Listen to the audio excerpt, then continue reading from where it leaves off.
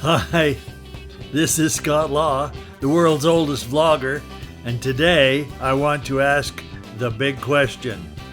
Would I do it again?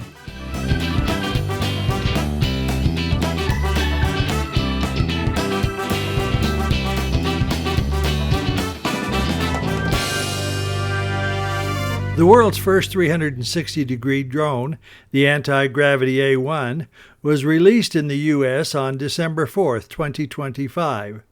I went to my local Best Buy, either the next day or the day after, purchased the only one they had in the store, which took them a while to even locate.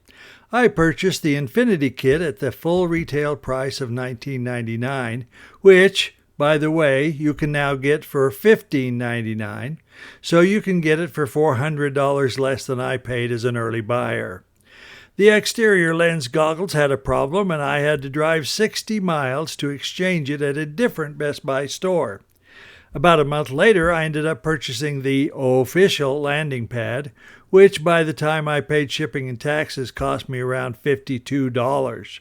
You can now get it for about 20% less, and I've seen some of the sponsored or affiliate videos with links to include it and a replacement lens kit for free. This video is not sponsored, nor will you find any affiliate links in the comments.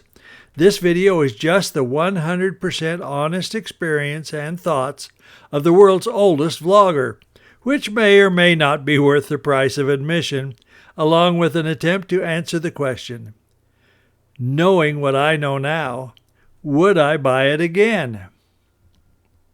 The Antigravity A1 drone is simply a flying Insta360 camera platform. As you would expect, it uses the Insta360 Studio software to edit the video, which also means you can make multiple clips with different views from the same video recording. I have been a fan of the Insta360 action cameras for several years now, having owned the Insta360 Go and the Go 2. I also have the X3 and the X5 and the Flow 2 Pro gimbal. With that, and my several-year involvement with drones, and my love of flying and making videos with them, I couldn't wait for the Antigravity A1 to come out, as to me, combining a drone and a 360-degree camera is the ultimate solution, which is why I was so quick to snap it up. Again, I ask, am I sorry, or would I do it again? Since I bought my Antigravity A1, DJI has released the Avata 360 at a much lower price point. Unfortunately, I do not have access to one to do any comparison, but there are several videos online that do. The A1 is advertised as under 250 grams, so that it doesn't have to be registered in many countries, but it also advertises a flight time of 39 minutes. To get the 39 minutes, real world about 25 to 30 minutes, you need the high-capacity battery, which puts you over the 250-gram limit. If you don't want to register your drone and still want to stay legal, you have to stick to the standard battery with about 15 to 17 minutes real-world flight time. With the Infinity Kit that I bought, all the batteries are high capacity, and my drone is registered.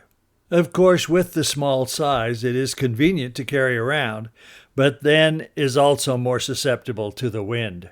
The A1 added a flight simulator in one of the early updates, and I found it to be very helpful in practicing and in improving my confidence in flying. You can fly in either the free motion or the FPV mode.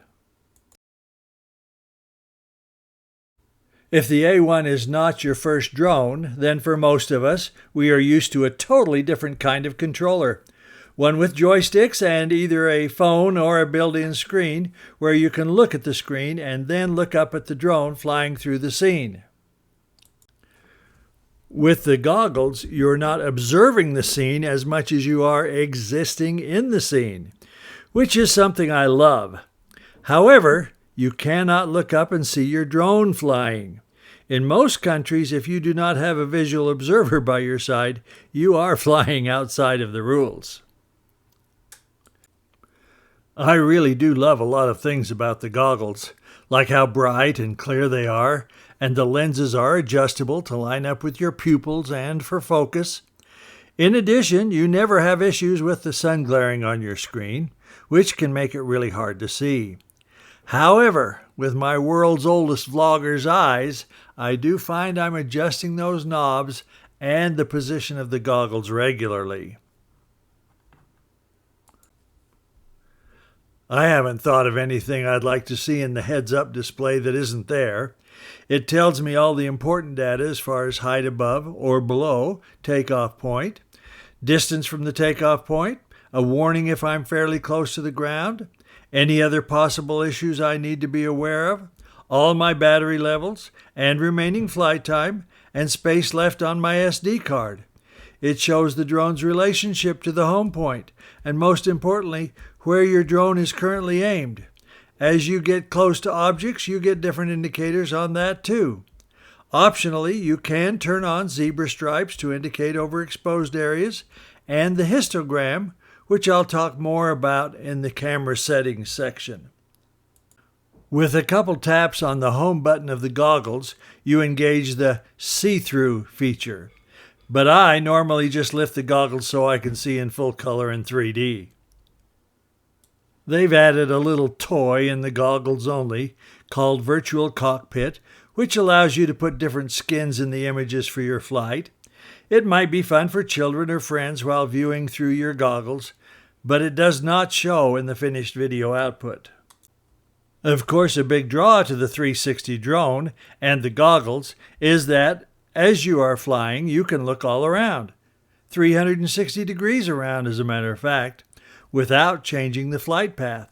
While my drone is headed in one direction on a specific path, I can look left, right, up, and down, even behind me. I like the built-in screen record feature and use it a lot. It also records my voice and cuts out most background sounds.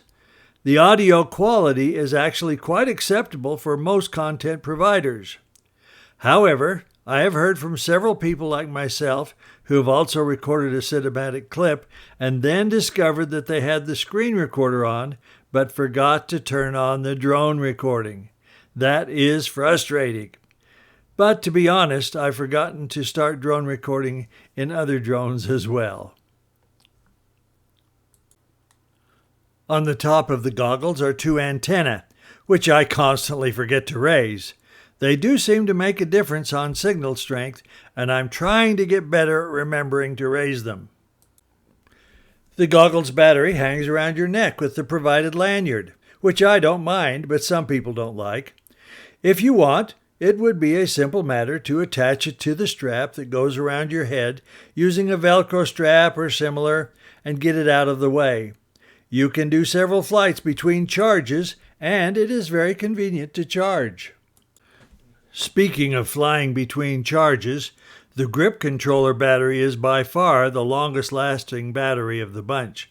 I haven't tested it, but I would guesstimate you could go through a dozen flights or more without having to recharge it. The grip controller is small and light and very responsive.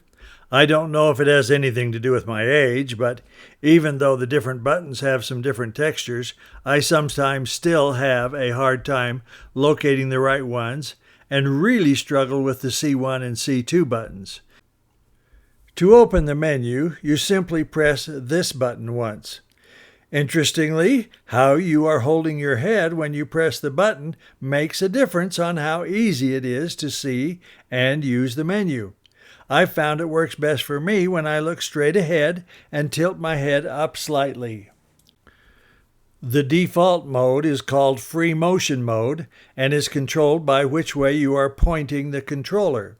The problem is, if you want to have the drone coming toward you, getting the grip controller in the right direction can be very awkward.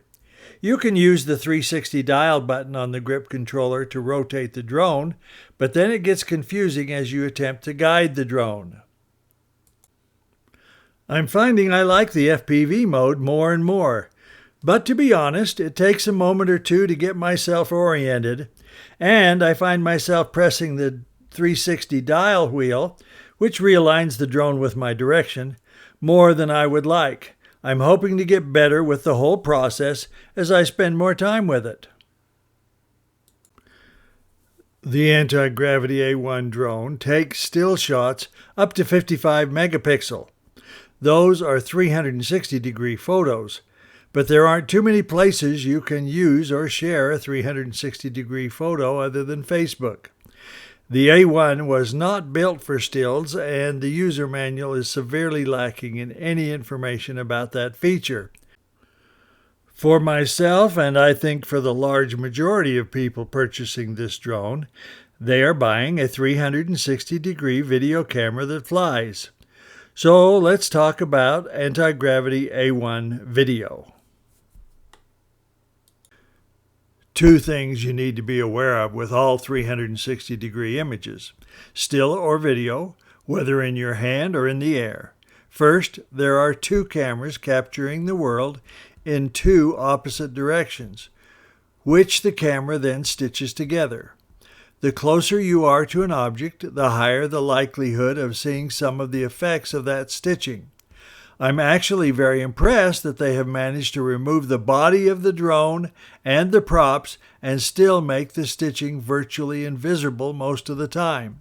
And with AI, it's continually getting better. But be aware that it may show up at the most inopportune times. Second, your post-processing time will be significantly increased, as you now have to choose what views you want to pull from your video and then render the edited clip. As the advertising says, fly first and frame later. So, yes, this is a big plus, but it comes with a cost in time of editing. For some reason, Antigravity has not yet included the Insta360 iLog in the video options. For those not familiar with log options in video to allow for more professional color grading, it doesn't matter. But for some, it really does matter. The Insta360 X5 has iLog, but only in 5.7K and not 8K. I personally would like to see it appear in a future update to the Antigravity A1 and in 8K, but we shall see. For me, it is not a deal breaker all by itself. For most personal or small business video to document an event or location, auto mode works pretty dang good in setting all of your parameters. I personally try to use Pro mode because when the camera is in auto mode, as a drone moves from one angle to the next and the lighting changes, then the settings adjust mid-shot, creating a distracting alteration in everything from exposure to lighting to video noise. As I mentioned earlier, you can turn on the overexposure indicator, which shows up as zebra stripes, and or the histogram. I do wish the histogram were about 25 to 50% larger, but the real estate on the screen is limited and they want to give as much of it as possible to see what you're recording. While planning and organizing for this video, Antigravity came out with a major update that fixed a couple things that I was going to complain about. In the interest of time, I'll just tell you that they fixed the obstacle avoidance, so you can now bypass, and it works 360 degrees. They added a very cool feature, so now you can use voice commands. They've upgraded the virtual cockpit, so it's even more game-like, and they've improved the SkyPath mode and added a time-lapse mode, which I'm excited to try soon. I'll be honest, this firmware update definitely has an effect on the big question I started out with. Would I do it again?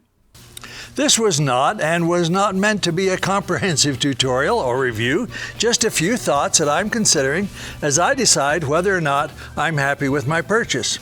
If suddenly I didn't have my Antigravity A1 and had to decide if I could do without it, there are a couple things I would do. First, before purchasing a new 360 drone, I would give the DJI Avata 360 a hard look, especially considering the price difference and the fact that I already have controllers that would work with it. I've seen and heard both good and bad about it. Second, If I decided to purchase either one, I'd look for a sponsored or affiliate video to get the best deal. I do think I paid too much for my A1 at $19.99 plus tax and $52 for the landing pad. Yes, I do really enjoy my little anti-gravity A1 and I'm glad I have it. I hope to get many more happy hours and flights with it. So there you have it. I would do it again with a few modifications. Thanks for watching. Stay tuned for more videos, including many with the Anti-Gravity A1. This is Scott Law, the world's oldest vlogger, and until next time, keep on keeping on.